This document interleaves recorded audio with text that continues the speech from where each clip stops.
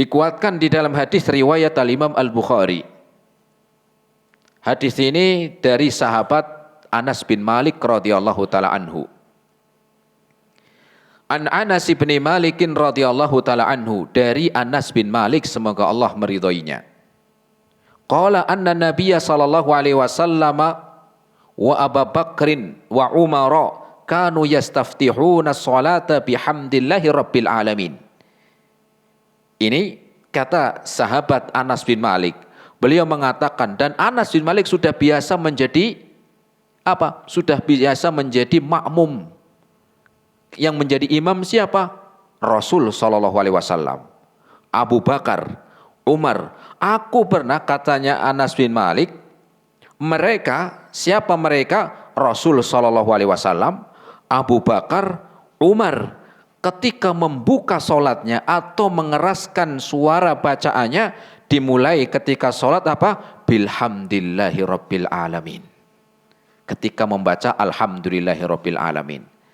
Maknanya setelah dia membaca a'udzubillahi samiil alim minasyaitonir rajim, ini sir. Kemudian bacaan bismillahnya juga sir. Bismillahirrahmanirrahim. Baru dia membaca alhamdulillahi rabbil alamin sampai akhir. Tidak dikeraskan bacaan bismillahnya. Ya, tidak dikeraskan bacaan bismillahnya. Jadi mungkin ada jamaah yang menganggap, loh ini kok imam nggak baca bismillah, langsung baca surat Al-Fatihah, ya, kemudian disalahin. Jangan, ya. Mungkin dia membacanya menurut pendapat yang kedua ini, yaitu melirihkan bacaan bismillahnya. Jangan keburu-buru apa? Nyalahin. Jangan keburu untuk menyalahkan saudaranya. Begitu pula orang yang sudah membaca bismillah dengan sir karena tahu hadis ini, kemudian menyalahkan yang membacanya jahar. Loh, hadisnya ini dengan sir, kenapa bacanya dikeraskan? Ini juga jangan. Ya, satu pendapat dengan pendapat yang lain, yang kedua tadi, ya, satu sama lain memiliki dasar. Ya, memiliki dasar. Ya, walaupun yang lebih kuat nanti kita akan sebutkan. Bukan berarti ya yang tidak kuat tidak diamalkan, tidak. Semuanya ada apa? Ada dasarnya. Ya, sampai tadi apa? Abu Hurairah itu bersumpah, walladzi nafsi biyadihi, dan demi zat yang jiwaku ada di tangannya, salat saya ini tadi paling mirip dengan salatnya Rasul. Kenapa? Udah biasa jadi makmumnya. Ya. Nah, kemudian hadis yang kedua yang menguatkan tentang bacaan bismillah ketika sholat tidak dijaharkan, alias dipelankan bacaannya, dilirihkan. Yaitu diriwayatkan dari sahabat Anas bin Malik. Nah, ini dari Anas bin Malik lagi. Hadis ini diriwayatkan oleh Imam Muslim. Kenapa seringkali Anas bin Malik? Karena Anas bin Malik ini jauh lebih lama. Lebih lama untuk menemani atau menemani Rasul, jauh lebih lama. Ya. Lebih apa? Lebih lama. Nanti kita akan sebutkan. Apa kata Anas bin Malik? Wa an Anas bin Malik radhiyallahu taala anhu, dari Anas bin Malik, semoga Allah meridhoinya. Qala sholaitu ma'a Rasulillahi sallallahu alaihi wasallam wa Abi Bakrin wa Umar wa Uthmana falam asma ahadan minhum yaqra'u bi bismillahirrahmanirrahim. Kata Anas bin Malik, aku pernah sholat menjadi makmumnya Rasul. Menjadi makmumnya Rasul. Jadi imamnya siapa? Rasul, kan jadi makmumnya Rasul. Jadi imamnya Rasul. Kemudian aku juga pernah menjadi makmumnya Abu Bakar. Ini setelah Rasul wafat. Ya, setelah Rasul wafat, karena yang menggantikan setelah ya Rasul wafat adalah Abu Bakar.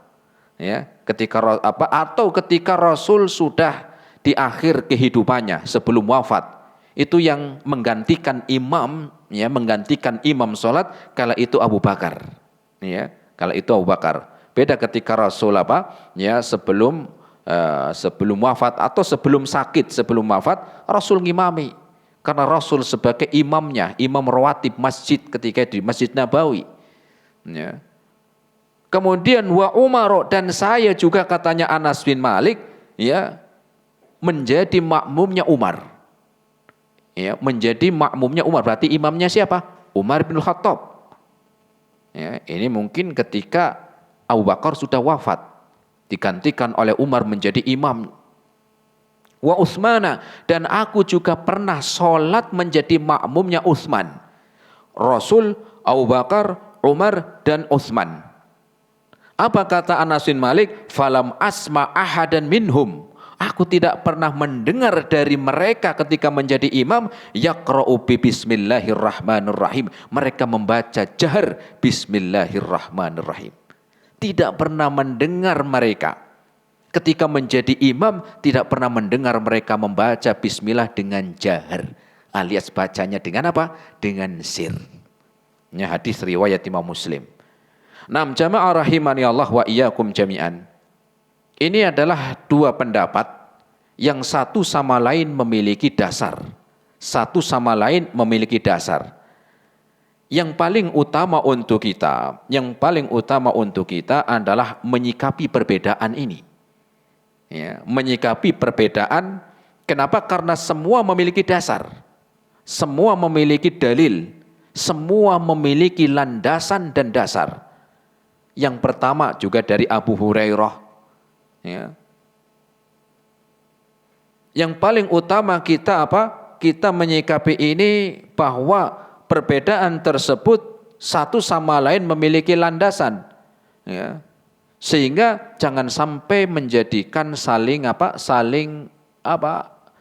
menjelekan atau saling menyalahkan. Ya. Atau kadang-kadang sampai cuman beda baca bismillah, yang ini sir, yang itu jahar. Oh, itu bukan ahli sunnah. Ya, jangan. Ya. Semua memiliki dasar. Jangan mudah mengecap. Salah, sesat, ya, kafir, repot lagi kafir. Lagi sholat kok dikafirin. Cuman beda apa? Beda membaca bismillah. Ada yang sir, ada yang keras. Ya, ada yang jahar, ada yang sir. Ya, ini perbedaan di kalangan para ulama sudah biasa. Yang penting satu sama lain memiliki dasar. Yang enggak boleh bagi kita itu saling menyalahkan, merasa paling benar. Sehingga yang enggak sesuai dengan ustadznya salah. Yang enggak sesuai dengan apa yang dia pelajari sesat. Ya. Cuman beda gara-gara apa? Baca bismillahnya yang sir dengan yang jahar, ya, saling mau mengecap. Jangan. Ya. Terus bagaimana? Ya pertama kita harus apa? Tetap kita bersahabat. Tetap kita bersaudara. Kita tetap menghormati apa? Menghormati pendapatnya. Menghormati pendapat tersebut. Ya. Mendapati apa? Ya, untuk bertoleransi. Toleransi. Wong kita aja bisa toleransi sama orang non muslim kok.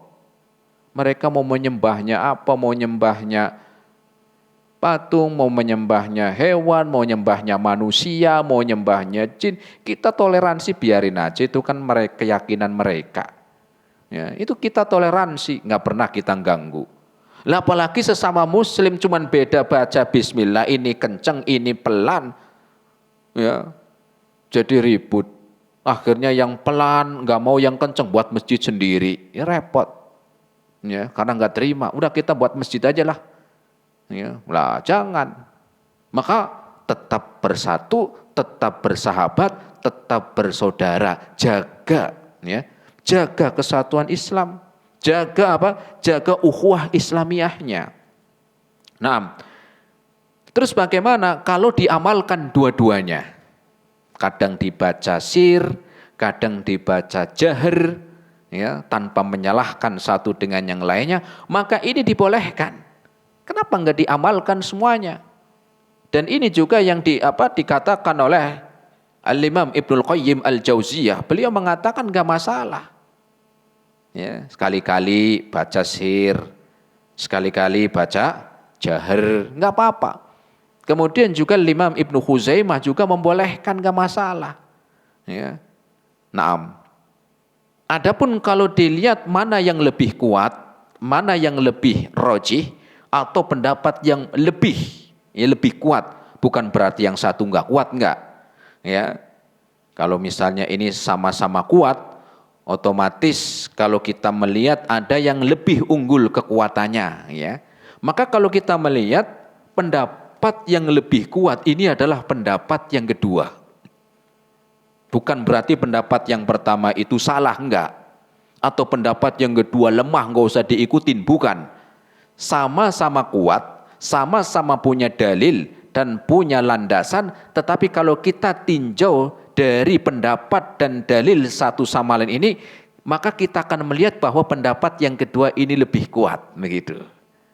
Ya, lebih kuat, bukan berarti kita meninggalkan yang pertama, enggak. Ini secara apa? Secara pendapat. Kenapa? Karena Anas bin Malik pertama, Anas bin Malik beliau menemani Rasul semenjak datang dari datang dari Mekah.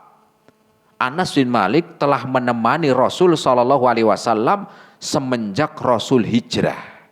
Dari mana? Dari Mekah ke Madinah. Sehingga Anas bin Malik selama 10 tahun orang tuanya itu sudah menghibahkan Anas bin Malik untuk menemani Rasulnya.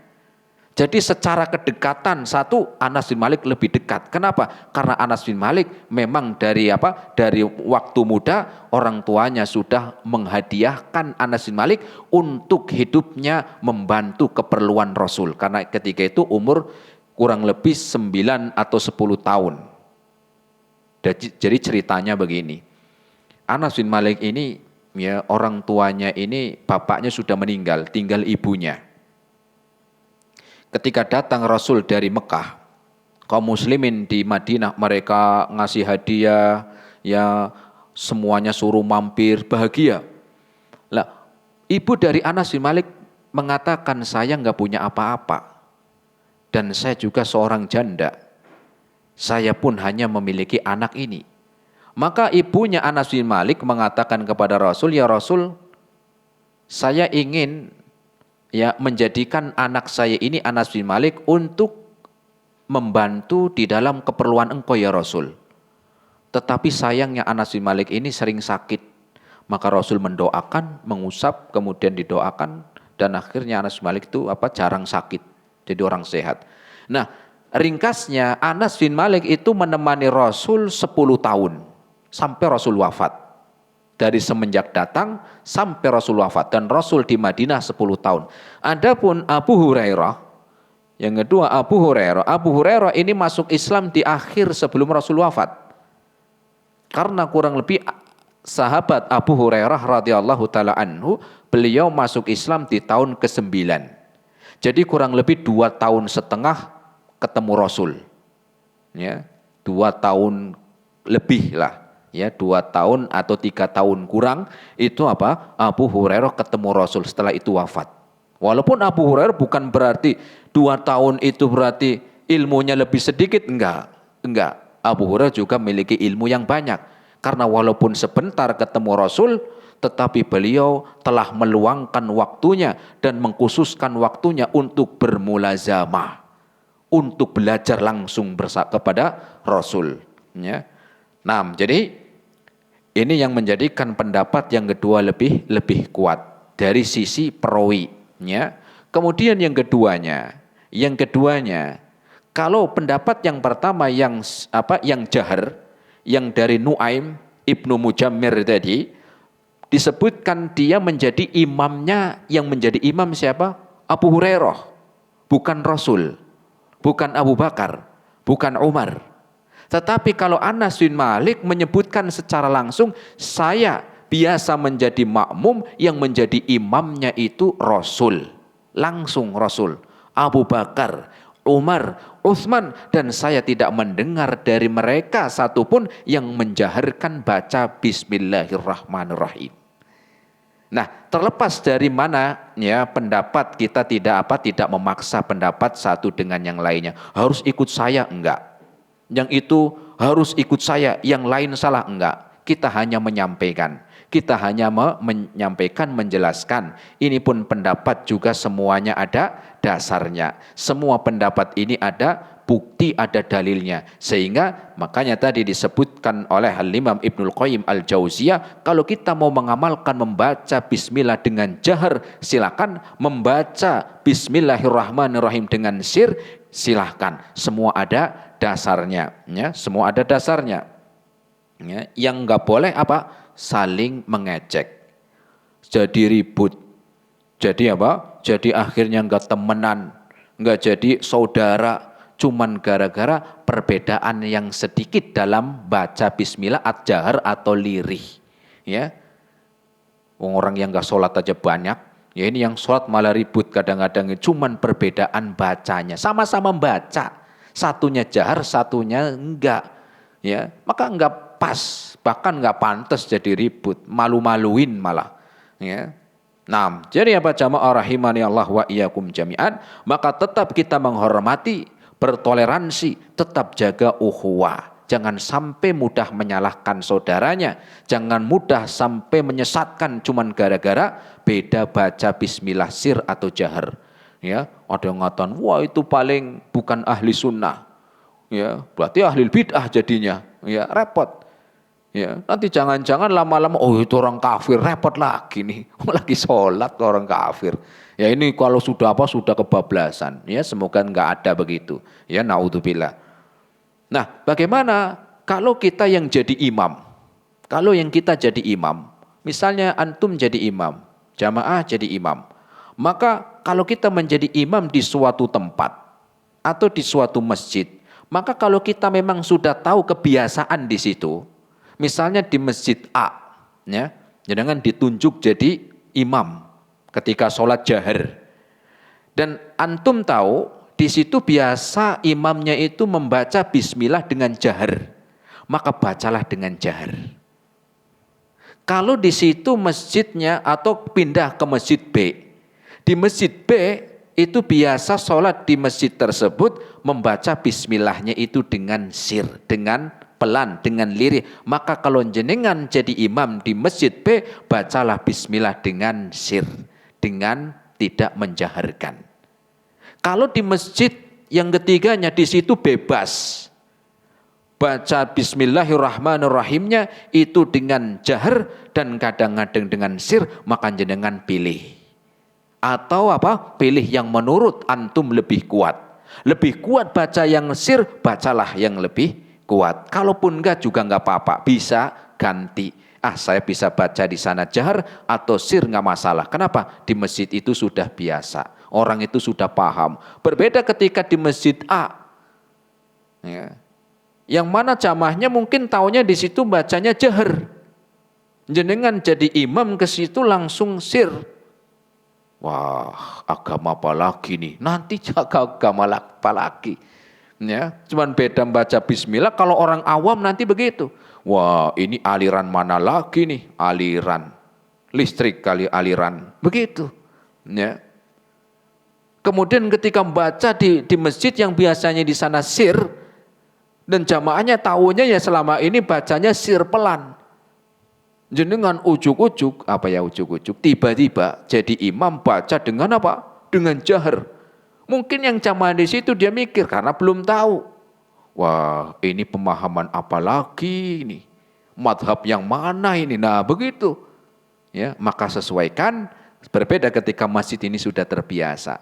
Jamaahnya sudah diajarkan, sudah dipahamkan, maka nyantai tenang, sudah terbiasa. Ya, sudah terbiasa tanpa harus memaksa harus kayak saya, tanpa harus memaksa orang lain seperti harus kayak saya. Jangan. Ya. Jangan, karena setiap kita memiliki apa? Memiliki akal, memiliki pemahaman. Ya, kita hanya menyampaikan, mau ya silakan, enggak juga enggak masalah. Ya. Bahkan di sana disebutkan, ya katanya Syekh bin Baz, fatwa dari Syekh bin Baz rahimahullahu taala dalam fatwanya, beliau mengatakan tidak semestinya masalah ini menjadi bahan perselisihan sesama kaum muslimin. Tidak semestinya hanya karena bacaan bismillahnya sir atau jahar menjadi bahan perselisihan. Enggak begitu, enggak semestinya seperti itu. Walaupun beliau sendiri yaitu Syekh bin Baz rahimahullahu ta'ala, beliau lebih menguatkan pendapat yang kedua. Dengan apa itu? Dengan sir. Tetapi beliau juga tidak menyalahkan pendapat yang pertama. Kalau membaca bismillah itu dijaharkan, nggak masalah. Yang penting jangan sampai apa? Jangan sampai menimbulkan perselisihan. Ya, jangan sampai menimbulkan ya satu sama lain jadi nggak teman, jadi nggak saudara. Ini yang tidak apa? Yang tidak diperkenankan, tidak boleh seperti itu. Nah, apa tujuan membaca bismillahirrahmanirrahim? Di antara membaca bismillahirrahmanirrahim sebelum membaca surat Al-Fatihah dan sebelum melanjutkan membaca surat Al-Fatihah, ya, atau membaca bismillahirrahmanirrahim di waktu-waktu selain sholat. Di waktu-waktu selain sholat atau ketika sholat. Apa itu? Yaitu kita mengharapkan keberkahan dan pertolongan dari Allah Subhanahu wa ta'ala. Agar kita ditolong di dalam sholat kita. Agar sholat kita khusyuk. Agar sholat kita bertambah baik. Agar sholat kita membuahkan kebaikan pahala untuk di akhirat nanti. Kemudian menambah keberkahan. Apalagi artinya. Karena artinya bismillahirrahmanirrahim. Dengan menyebut nama Allah Subhanahu wa ta'ala. Di pembuka sebelum baca surat, maka apa? Kita diperintahkan dengan menyebut nama Allah. Kita mencari keberkahan, mencari pertolongan dengan menyebut nama-nama Allah Subhanahu wa ta'ala. Apalagi nama Allah yaitu lafaz Allah. Ini adalah lafaz yang paling disebutkan utama. Kemudian setelah itu Ar-Rahman, kasih sayang Allah. Ar-Rahim, kasih dan sayang Allah. Apa berbedanya antara Ar-Rahman, Ar-Rahim? Adapun Ar-Rahman adalah kasih sayang Allah untuk semua makhluknya. Mau itu manusia, mau itu jin, mau itu malaikat, mau itu orang muslim, mau itu orang kafir, mau itu penyembah api, penyembah Allah, semuanya dapat kasih sayangnya. Ini disebut dengan Ar-Rahman. Kasih sayang Allah untuk semua makhluknya. Ya, semuanya dapat. Ya, orang yang sholat dapat rezeki, orang yang gak sholat dapat rezeki, orang muslim dapat rezeki, orang non muslim juga dapat rezeki. Ini karena nama Allah yaitu Ar-Rahman. Berbeda dengan nama Allah Subhanahu wa ta'ala yaitu Ar-Rahim. Nama Allah Ar-Rahim adalah kasih sayang Allah khusus untuk orang mukmin. Apa itu? Di antaranya adalah hidayah Islam. Ini adalah kasih sayang Allah khusus untuk orang mukmin, khusus untuk orang yang beriman, yaitu apa? Mendapatkan hidayah. Senang dengan kita membaca Al-Quran, senang ketika dia mendapatkan hidayah masuk Islam. Dia mendapatkan ketenangan, dia mendapatkan kebaikan. Kapan? Setelah Allah berikan kasih sayangnya dengan Ar-Rahman, yaitu Ar-Rahim, kasih sayang Allah yang khusus untuk orang mukmin. Dari mulai di dunia dengan mendapatkan kebaikan-kebaikan di dalam agama Islam, dengan beribadah, nikmatnya beribadah kepada Allah sampai surga di hari kiamat nanti. Itulah kasih sayang Allah Ar-Rahim yang khusus bagi orang-orang mukmin. Ini jamaah rahimani Allah wa iyyakum jami'an tentang syariat di dalam kita salat, yaitu membaca Bismillahirrahmanirrahim. Semoga bermanfaat. Terima kasih atas segala perhatiannya. Mohon maaf atas segala kekurangannya. Kita akhiri subhanakallahumma bihamdika asyhadu an la ilaha illa anta astaghfiruka wa atubu ilaik. Assalamualaikum warahmatullahi wabarakatuh.